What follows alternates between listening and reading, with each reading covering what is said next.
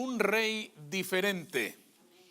Un rey diferente. Y vamos a leer en el Evangelio según San Marcos, en el capítulo 11, desde el verso 1 hasta el verso 11.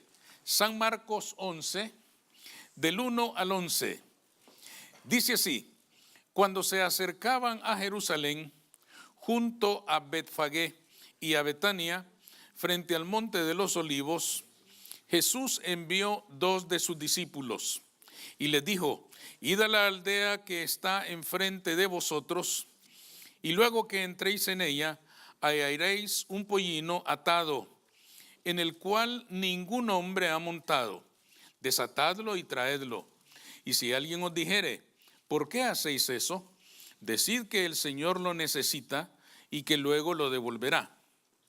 Fueron, hallaron al pollino atado fuera a la puerta, en el recodo del camino, y lo desataron.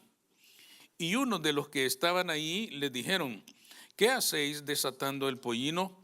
Entonces les dijeron como Jesús había mandado, y lo dejaron. Y trajeron el pollino a Jesús, y echaron sobre él sus mantos, y se sentó sobre él.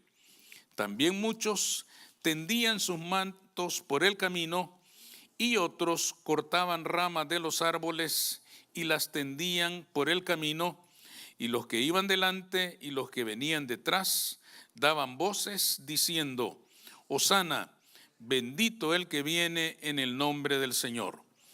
Bendito el reino de nuestro padre David que viene, hosana en las alturas. Y entró Jesús en Jerusalén y en el templo, y habiendo mirado alrededor todas las cosas, como ya anochecía, se fue a Betania con los 12. Pueden sentarse.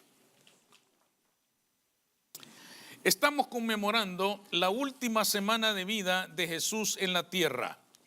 Este día justamente corresponde al momento en el cual el Mesías entra triunfalmente en Jerusalén, como acabamos de leerlo. Decimos triunfalmente porque entra en medio de la admiración, la alabanza y la adoración de las multitudes. Todos los reyes conquistadores hacían lo mismo. Cuando un rey conquistaba una ciudad, hacía exactamente lo mismo. Entraba en un desfile triunfal. Después de sitiar una ciudad y vencerla, la tomaba y organizaba un desfile muy parecido a este que protagoniza Jesús en este pasaje. Pero aunque los desfiles de los reyes terrenales y el desfile de Jesús son parecidos, no son iguales. Ambos son muy distintos, son muy diferentes. ¿En qué son diferentes los desfiles de los reyes y el desfile triunfal de Jesús entrando en Jerusalén?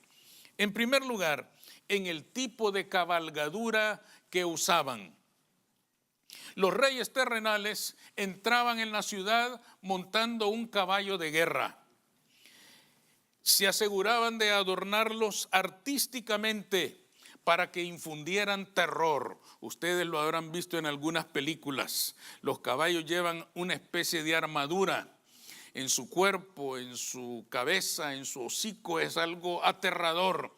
El rey se aseguraba de que aquella ciudad conquistada le tuviera miedo, le temiera, que lo mirara poderoso, desafiante, que lo mirara como un rey que tenía toda la autoridad y la disposición a arrancarle la cabeza a todo aquel que se le opusiera, a todo aquel que no hiciera su voluntad. Además, como parte de ese desfile, exhibía sus ejércitos y todo lo que había saqueado de la ciudad. Exhibía los tesoros que ahora eran suyos: oro, maderas, telas. Todo lo que fuera valioso ahora le pertenecía. Todo lo que la ciudad hubiera tenido como valioso ahora estaba en su mano. Y él también lo exhibía. Incluso exhibía a los jóvenes fuertes y vigorosos que ahora eran sus siervos, que ahora eran sus esclavos. Todo era parte del botín.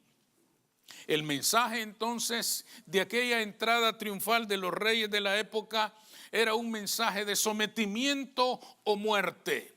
o te sometes al nuevo rey o mueres. Todo era una muestra de poder militar, de poder de espada, de poder de ejército que aterrorizaba a la población. Ahí no había lugar para la alegría, ahí no había lugar para la esperanza. La gente quizá cantaba para el rey, pero cantaba por miedo, no por alegría, no por gozo, no con esperanza, sino por temor a aquel rey terrible que había sometido la ciudad a base de violencia. Además, era de todos conocido que el rey tenía ahora todo el poder, toda la soberanía y toda la autoridad sobre toda la gente que vivía en aquella ciudad conquistada. Esos eran los reyes terrenales. Y Jesús, ¿qué clase de cabalgadura llevaba? Un pollino de asna. ¿Y qué significaba esto? Toda la gente que estaba ahí estaba bien familiarizada con el uso que se le daba al pollino en aquellos días. ¿Cuál era el uso que se le daba a un animal como este? Era una cabalgadura de paz. ¿En qué sentido? Cuando los ejércitos estaban ya formados para enfrentarse el uno contra el otro, si uno de los dos quería todavía dialogar, si uno de los dos quería todavía buscar una salida diplomática al conflicto para no llegar hasta la guerra, de sus filas salía un hombre montando un pollino. Y el ejército contrario sabía inmediatamente que aquel hombre venía en paz, que aquel hombre no venía a desafiar a los ejércitos, sino que era una embajada de paz. Quiere decir, hermanos, que el pollino era el sinónimo de la bandera blanca en los conflictos hoy en día. La bandera blanca es la bandera de paz. El pollino era la figura de la paz en aquellos días. ¿Qué significaba entonces todo esto? Esto de montar un pollino tenía un significado importantísimo. Lo tenía en aquel momento y lo sigue teniendo hoy para cada uno de nosotros. Que Jesús montara un pollino implicaba que Él venía a conquistar la tierra entera, venía a conquistar la humanidad entera, pero no venía a conquistarla por miedo, por terror, por fuerza, por espada, por ejército. Venía a conquistarlo con amor y con misericordia. Amén. Él no venía a traer violencia, Él no venía a traer sometimiento por la fuerza, sino que venía a ofrecer paz y armonía a todo aquel que creyera en Él. El Mesías no quería aterrorizar a nadie, todo lo contrario, deseaba que la gente se acercara confiadamente a Él. Y por eso podemos ver en ese relato, con facilidad podemos imaginarnos que las multitudes se acercaban a Jesús y lo tocaban, lo apretaban, lo aprisionaba la multitud, y Él dejó la única ocasión en que Él permitió que la gente lo adorara con toda libertad, que le cantara, Hosana, bendito el que viene en el nombre del Señor, que la gente se deleitara en su presencia con toda libertad, porque Él había venido para dar su vida por rescate de muchos. Amén. Él no había venido a aterrorizar, no había venido a atemorizar, sino a amar y a hacer misericordia. No era tiempo de aflicciones, no era tiempo de miedos, no era tiempo de terror, era tiempo de perdón, era tiempo de amor, era tiempo de sacrificar su propia vida para que el pecado de todos nosotros fuera pagado en la cruz del Calvario. Con razón, hermanos, el Señor está diciendo: yo vengo a traerles paz y no terror. Era el tiempo hermoso de la gracia que todavía estamos viviendo, en el cual por un acto de fe en el sacrificio de Cristo, todos nuestros pecados son borrados y echados al fondo del mar, y Dios nunca jamás volverá a acordarse de ellos. Amén. Porque Él pagó con su sangre el precio de todos esos pecados que agobiaban nuestra alma. Con razón, hermanos, cuando nosotros leemos este pasaje, Percibimos en la descripción del Evangelio un ambiente de gozo, de celebración, de fiesta, de alegría. Había que celebrar porque se había terminado el miedo, había que celebrar porque se había terminado la imagen del Dios aterrorizante, del Dios terrible, del Dios con espada, del Dios que estaba a punto de destruir al pecador. Había comenzado el tiempo de la gracia y ahora todos podíamos venir a Dios y tocarlo con nuestras manos y mirarlo cara a cara, porque Cristo Jesús es Dios, nuestro Señor y nuestro Salvador. Amén. En segundo lugar, estos desfiles son diferentes en la expresión de la adoración de la gente. Los reyes terrenales mandaban que se les viera como dioses a la población. La gente tenía que adorarles como si fueran Dios. Se dice en la historia universal que en estos desfiles, al paso del desfile, se quemaba incienso en las calles para que aromatizaran el ambiente. Aromas deliciosos habían en la calle mientras el rey caminaba en su desfile como expresión de admiración, como expresión de adoración hacia aquel rey que había conquistado aquella ciudad. Los cuerpos de la multitud adoptaban una actitud de adoración hacia el rey, pero sus almas temblaban de miedo. La gente se inclinaba delante del nuevo rey, pero por dentro todos temblaban, pensando que aquel hombre tenía el poder para darles la vida o para quitársela a quien él dispusiera. También temblaban de enojo, de frustración, de humillación por el saqueo que se producía en la conquista.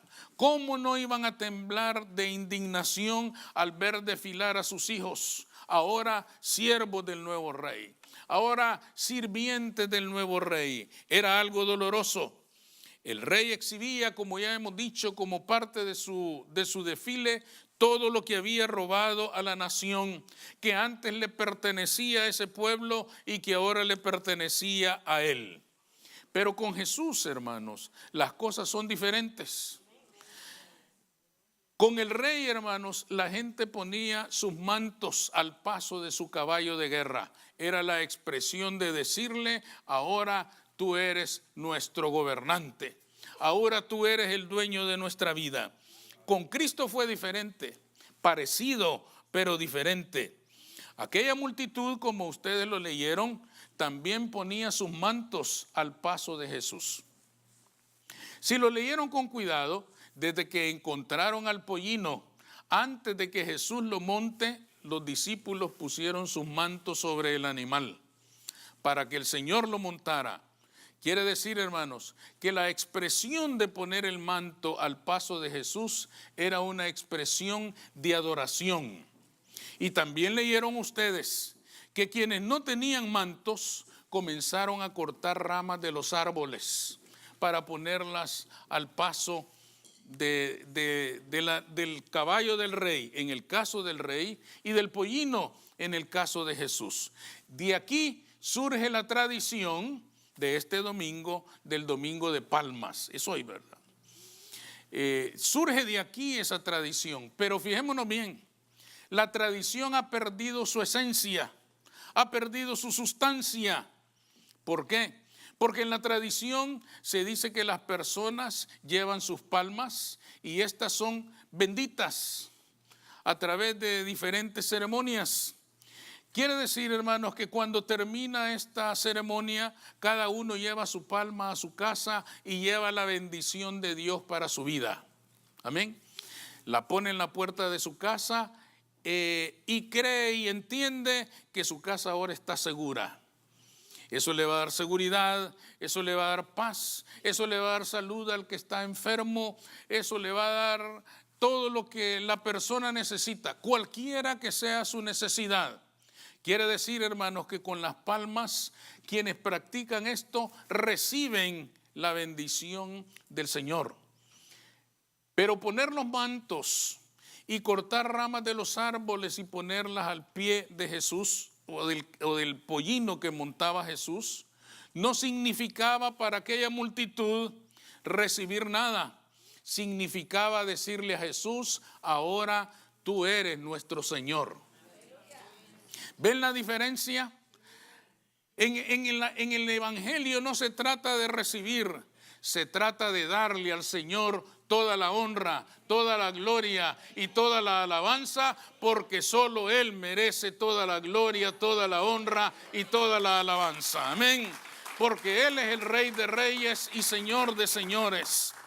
No es para pedir, no es para recibir, sino es para dar. Es para decirle: Señor, entra en mi corazón triunfalmente.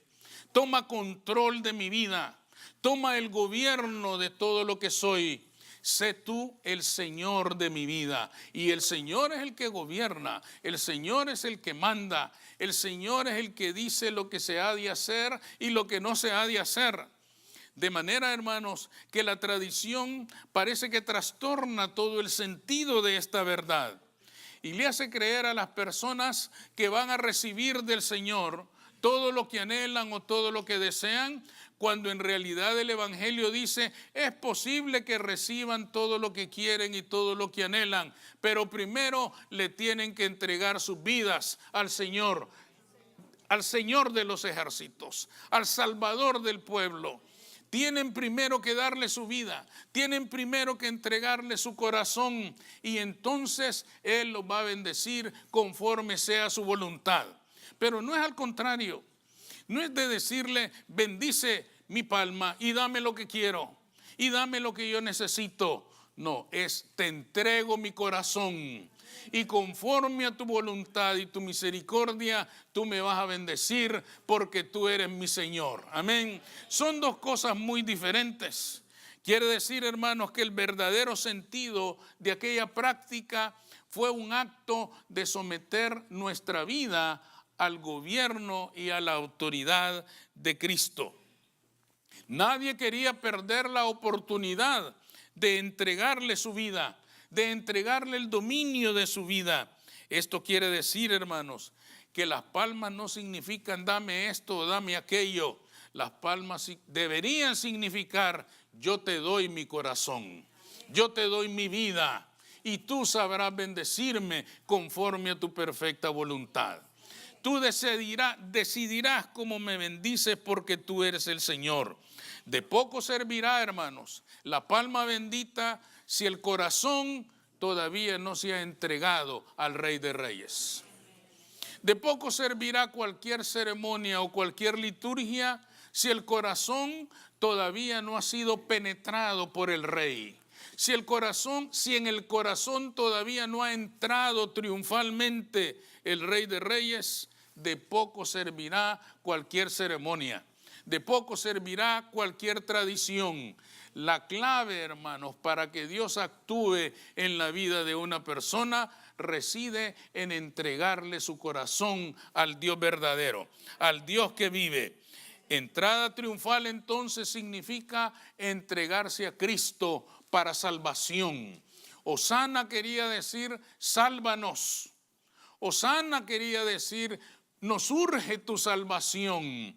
Eso es lo que significaba aquel canto, y esto es lo que debe significar este día en la tradición con respecto a Cristo: entregarle nuestra vida, porque solo en Él hay salvación. Concluyamos entonces: las tradiciones empañan, oscurecen a veces el verdadero sentido de la palabra de Dios. Es por eso que debemos estudiarla con cuidado, para que no perdamos la verdadera bendición que tiene para nosotros. Este domingo de Palmas es el día de entregar nuestros corazones a Cristo, para presentarlos a su paso mientras Él entra en nuestras vidas para bendecirnos. Hasta que Él entre en nuestro corazón, entonces comenzará a bendecirnos. Hay que comenzar por el principio: adorar al Rey de Reyes y Señor de Señores, y entonces Él nos va a bendecir. Amén. Vamos a orar.